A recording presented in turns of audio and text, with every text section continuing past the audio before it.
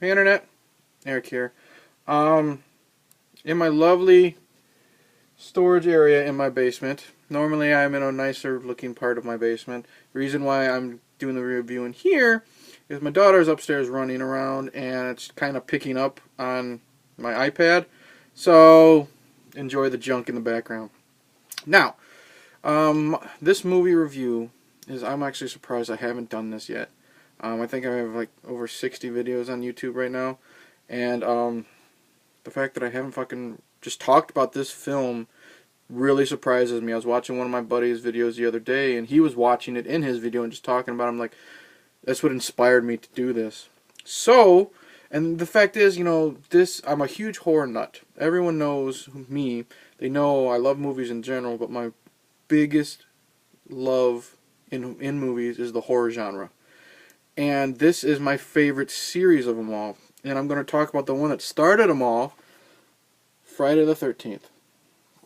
Now, this came out in 1980, and this is the uncut version, which has got like 90 seconds of edited footage, but it's great, great Tom Savini gore. So, yeah, we'll get into that. Came out in 1980, and it was directed by Sean Cunningham and written by Victor Miller, and stars Kevin Bacon, of all people. Go figure. Now, if you're new to my channel, I've always said that in my movie reviews or my defending reviews or what have you, I normally have potential plot spoilers. Here, to discuss this film, I'm probably going to spoil a lot. At least the ending. So, if you're one of the two people that have not seen Friday the 13th, a movie that is 35 years old, that helped give birth to Jason Voorhees and a shit ton of other slasher villains. I don't know why. Stop this video now, go watch it, and then come back. Because I'm probably going to, like I said, I'm going to spoil the hell out of the ending and just deal with it. Now, basic cookie cutter plot is Steve Christie has reopened Camp Crystal Lake. Now, Camp Crystal Lake has been closed for years due to the drowning of a young boy in the 50s, and then the murder of two camp counselors the next year, serious fires, poisoned water supply, stuff like that. So, Steve Christie has hired a group of counselors to once again try to open up this camp, and they're stalked by a mysterious killer. The end. Now, there's more to it, which I will go into. First off, the fact that, like I said, this is probably my favorite of the entire series. And that, this has spawned 10 original films, crossover with Freddy Krueger, and a reboot, which I think is actually really good. But nothing beats the original, and I'll tell you why. It's mainly because of the cast. The cast is a group of likable people, for the most part. And it's also got really, really good acting. I mean, good rapport with each other, good chemistry. We'll talk about first the main character who we follow from the opening of the, well, first off, the movie starts with the murder of the two camp counselors that I mentioned before, which one of the reasons why the camp was shut down. And then we cut to present day. And we meet Annie, who we believe might be the heroine, the lead. And she's played by Robbie Morgan. Very, very sweet, very likable, very cute. And she's hitchhiking her way to Camp Crystal Lake.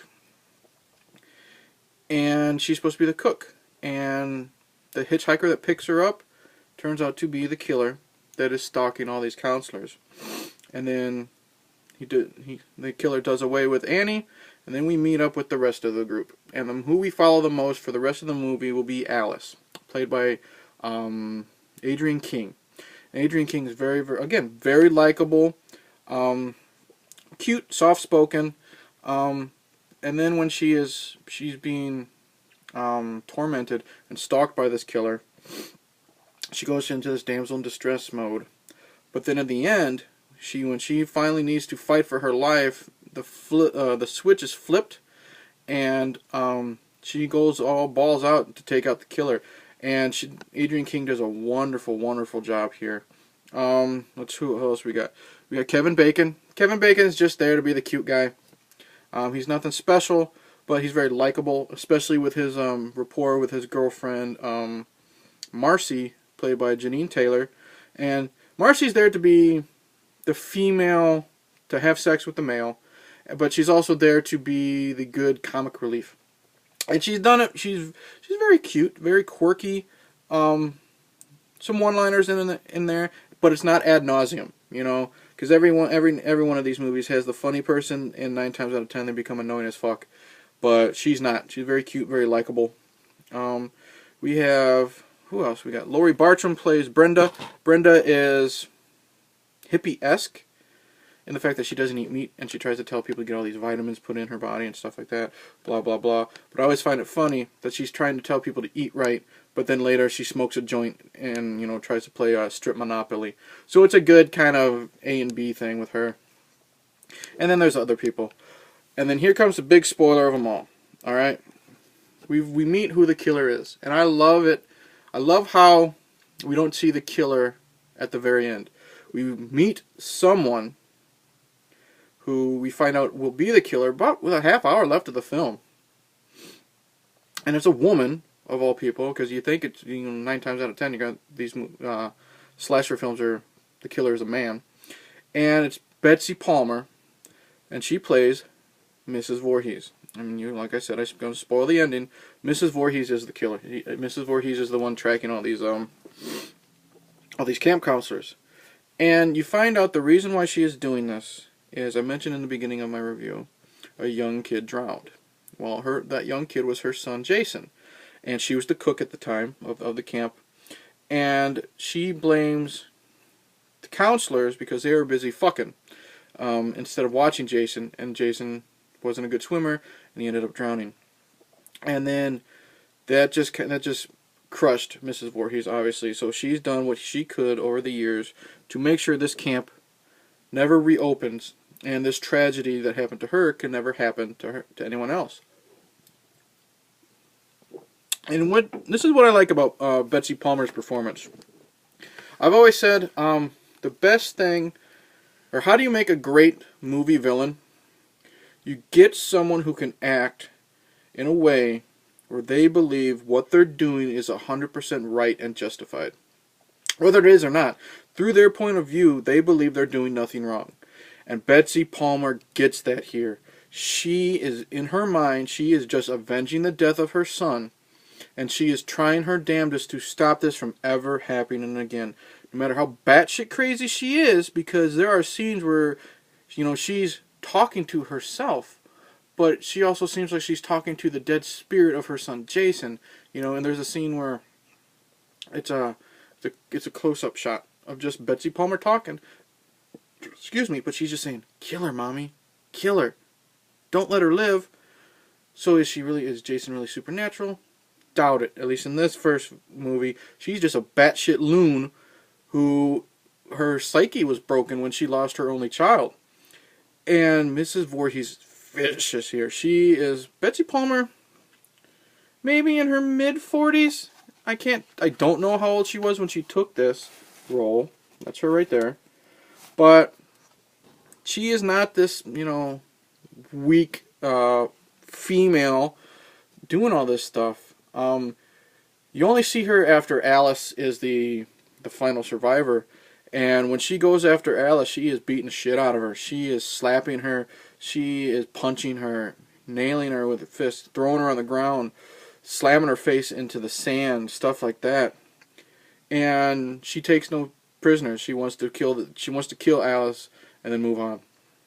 And Betsy Palmer's performance here, like I said, is fantastic, top notch. I love it. And like I said, watch this film now after hearing what I said and realizing that Mrs. Voorhees is doing this because she actually believes what she is doing is right.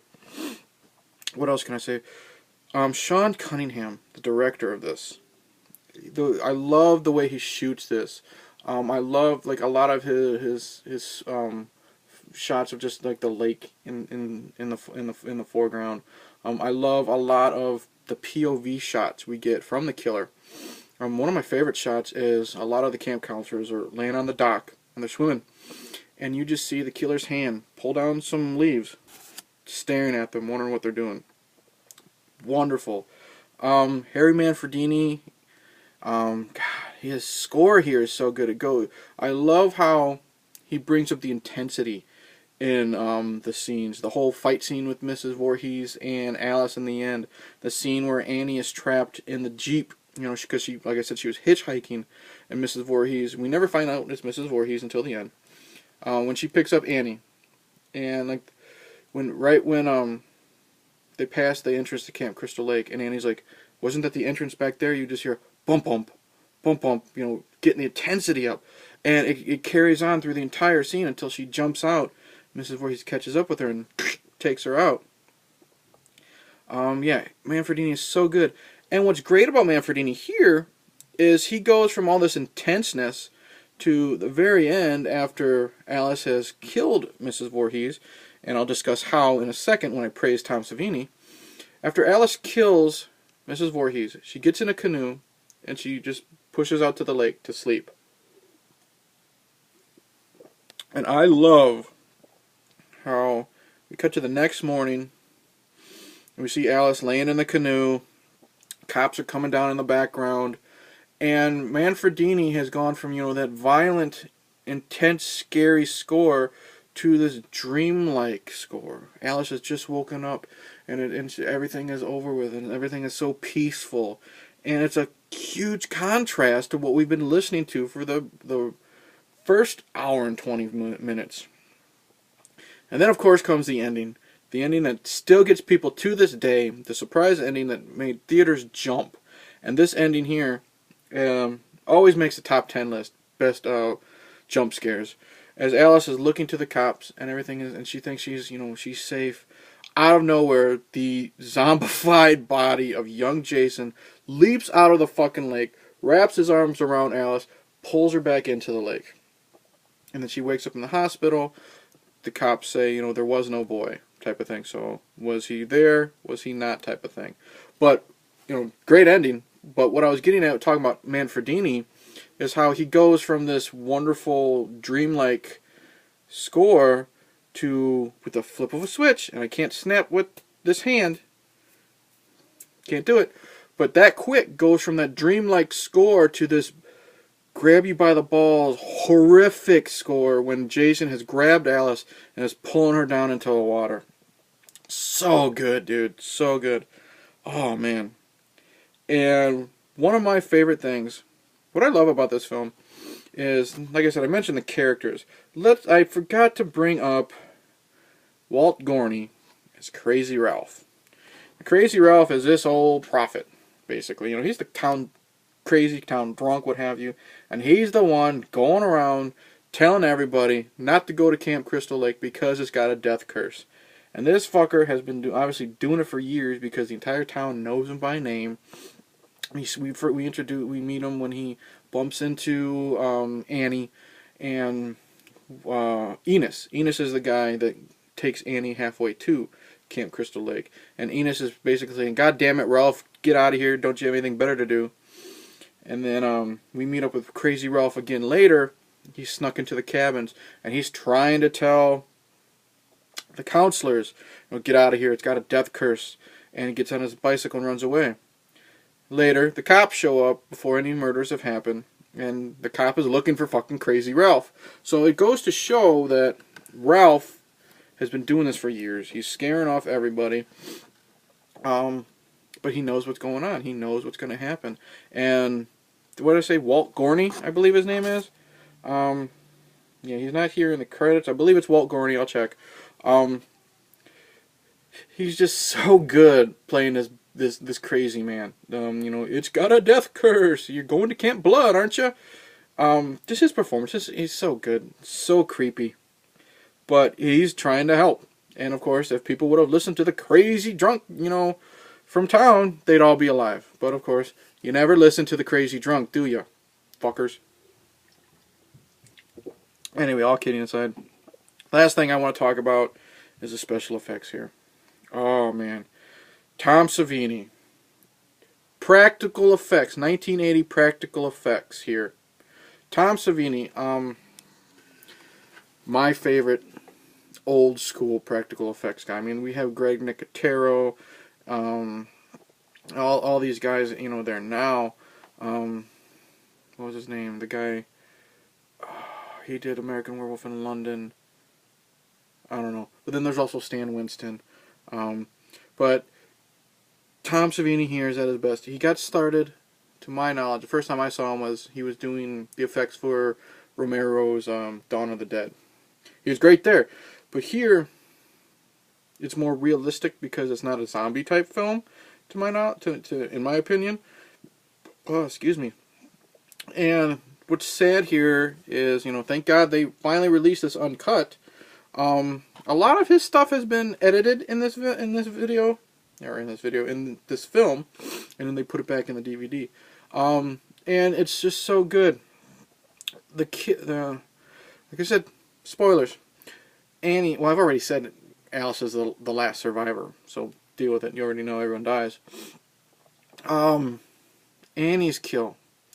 She jumps out of the Jeep and she runs through the woods and she backs up against a tree. You see the hunting knife, you know, Sean Cunningham does a great shot. You see the hunting knife in the killer's hand going up to the camera, and then you just see him standing in front of Annie, and then you just see a swipe.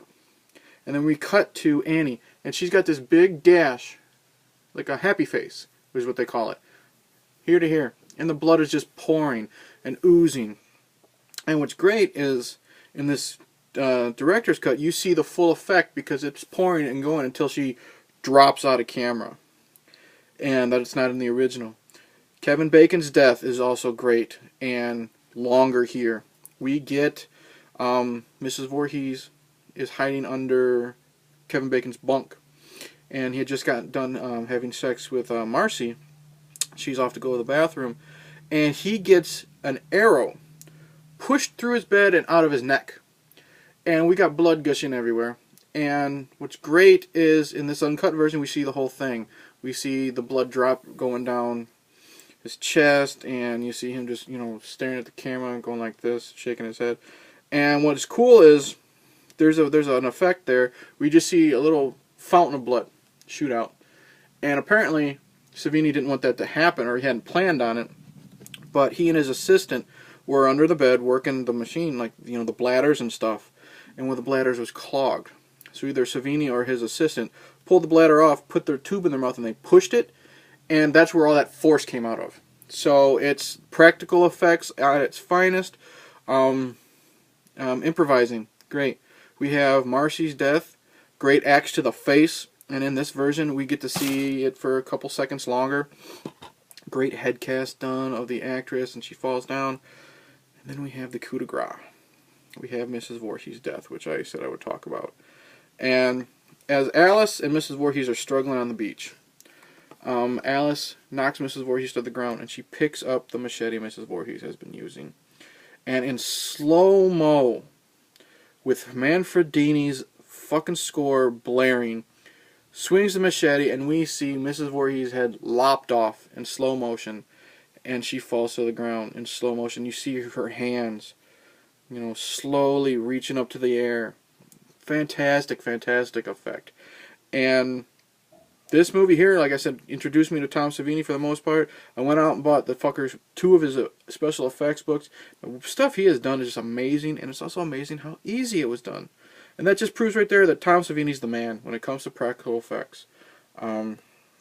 Yeah, so Friday the 13th, the original. Fantastic fucking movie. Hated by critics, especially Siskel and Ebert. Who cares? And the thing is, it was funny. It's not funny, but it's kind of sad that either Siskel or Ebert, or both of them, they took offense mainly to Betsy Palmer taking, you know, the role here. And because I guess she was a stage actress and well known on Broadway, and they got so pissed that Betsy Palmer would lower herself to do this type of, you know, stereotypical slasher film, you know, sex and violence and stuff like that, that they gave out either her address, her personal address, or her agency's address on TV, or either on TV or is in one of their reviews. I think it was actually one of their reviews, like in the newspaper. and was encouraging fans to write in and tell Betsy Palmer that she made the biggest mistake of her life. You know, what a couple of dicks. Who are you to do that? I mean, if you don't like a film, you don't like a film. You don't gotta go this far, you fucking pricks. But here's the thing. In the long run, Mrs. Voorhees, played by Betsy Palmer, is one of the most favorite villains in this entire in horror in general. And she's always, until she sadly passed last year, she was always the first one sought out for these conventions. She always went. She loved the fans. She never realized how big of a role, or how popular her role was, until the last, I think, decade. And she just fell in love with it. She was very surprised, and she was very appreciative. So that's always cool. Betsy Palmer rules. And Siskel and Ebert, you can go fuck yourselves. But yeah, in the end, Friday the 13th, the original, still my favorite out of them all. And that's saying a lot, because there isn't one of these that I don't like, at least. And yes, that includes Jason Goes to Hell. I actually really enjoyed Jason Goes to Hell. I'm talking about Jason Takes Manhattan. So in the end, go check out Friday the 13th. Hopefully get the uncut version so you can see Savini's effects in full force. There we go. Thank you for watching. Hopefully, if you have not seen the uncut version, I have told you, the reasons why you should go see it. Thank you for watching my video. Please like and subscribe. Please share my stuff. If you like what you see here, please check out my older videos. Slowly building some headway finally after 5 months of doing this. Roger, if you're watching, thank you for that personal shout out on your channel. It's really appreciated. I really enjoy when people actually interact. So please interact down below in the comments section. Anything I can do to improve the channel, any type of requests, thoughts. I just love interaction with people here. So give me a like, give me a subscribe, give me a comment, what have you. Yeah, so cheers, and avoid Camp Blood.